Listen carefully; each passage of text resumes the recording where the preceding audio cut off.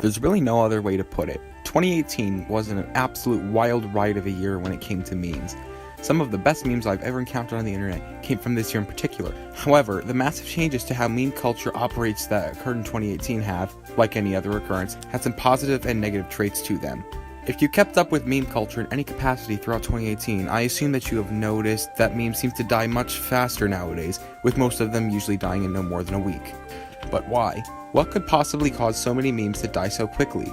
Of course, you could just say that they're just all objectively bad memes, and while that may be true in some cases, it clearly isn't the case with the vast majority of memes that came around in 2018.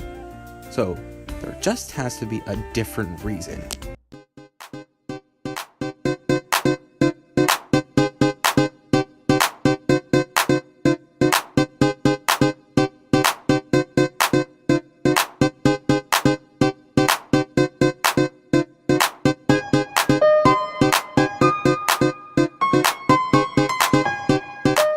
Meta. For those of you unfamiliar with this term, meta, as defined by Google, is when a creative work refers to itself and/or the conventions of its genre, or just being self-referential in general. In many respects, meta is part of what keeps modern memes going in whatever community they're present in. This is especially true on Reddit, where the people who participate in subreddits like r/dankmemes frequently pipe up about whatever events and trends may be occurring within their community at the moment. So, what does meta have to do with rapid meme death? Well, since it's a problem that has essentially plagued r/dankmemes throughout the entire year, hundreds, if not thousands of posts were made complaining about the short lifespan of memes constantly throughout 2018. However, meta in and of itself can't really be the culprit here, can it? Well, it sort of is. But in order to explain how, we'll have to time travel back to January 2018, when a massive cultural disruption within the memeverse caused memes to have such infamously short lifespans. The internet's attitude towards dead memes. January 2018 was truly a simpler time when it came to memes, as compared to the remainder of the year. There were only really 4 memes that dominated the memescape at that time. Ugandan Knuckles, Somebody Touching My Spaghetti, Logan Paul's Suicide Vlog, and Tide Pods. One half of these memes had come to prominence due to current events that were occurring outside of the memeverse, but made it into the memeverse as a result, and the other half, like any other memes, came about as elaborate inside jokes from the various pockets of the internet. Due to their inexplicable surge into the spotlight, the meme community constantly mocked these memes by way of meta posts. The mockery, however, was always done in a lighthearted, tongue-in-cheek manner. For the most part, the community loved these memes.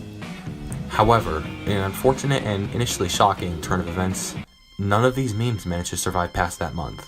Since these 4 memes had completely overtaken the meme world during their time of prominence, their sudden death left an empty void in their place.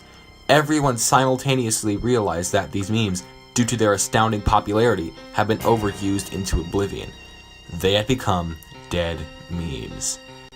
From the very moments these memes showed signs of being overused and dying, the meta concerning these memes quickly turned negative in nature, as everyone within the meme community attempted to distance themselves as much as they possibly could in order to avoid being labeled as normies.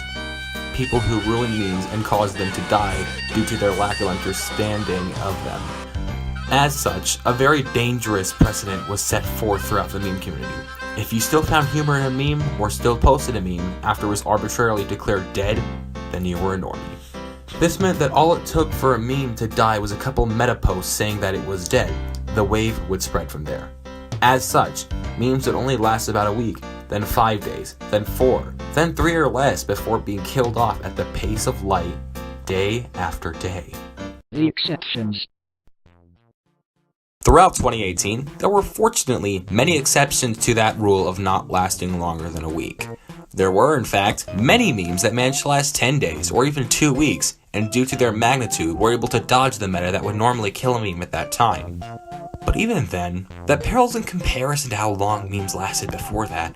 Think back to 2016 for example. Memes then, such as Harambe, Dat Boy, and The Nut Shack, lasted not days, not even weeks, but months. Their impact was so powerful that it took literal months for them to lose their spark. Then again, this was when dank memes, as we know them, were still a very new thing, and the sort of ultra-tribalistic mindset that exists around dank memes now was in its mere infancy at the time, since everybody was new to that rodeo. But 2018 was different. By that time, a clear line had already been drawn between dank memers and the more mainstream corners of the internet. This made it easier for such an animosity to form against dead memes. Why, if you use dead memes unironically, then you must be a normie. You aren't one of us. Ways to prevent rapid meme death. If we are to ever attempt to combat rapid meme death in 2019, it'll take a massive reworking to how we get ourselves to perceive memes. After all, when we're talking about a medium which is just transferring ideas at its core, perception is everything. So, to stop memes dying so fast, 1. Stop making meta saying that memes are dead. If perception is everything, then saying a meme is dead before it's truly lost its spark is a veritable death sentence. Let a meme completely run out of steam before you declare it dead. 2. Critically analyze a meme before saying it's a bad meme. Take a look at what the meme reflects upon. Is it something that arose from current events? A sort of memeified character? How well executed is the meme setup and punchline? Perhaps it's a template meme, meaning it'll have a static punchline or a static setup. If so, how funny is this punchline, and how many good setups can be paired with, or vice versa? And, perhaps most importantly, how much effort must be put into it? Consider this criteria, as well as your own personal criteria of what makes a meme good, before just saying a meme is bad. 3. Try making your own memes that reflect your meme making standards.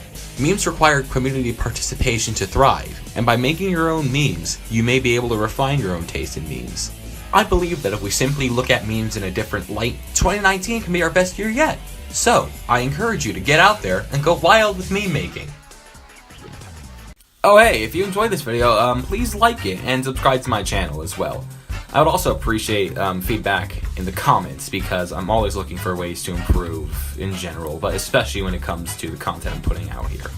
I also have a Twitter in the description if you like to read weird random things that make no sense, and I'd really just like to make more videos like this in the future as more developments come around the memeverse.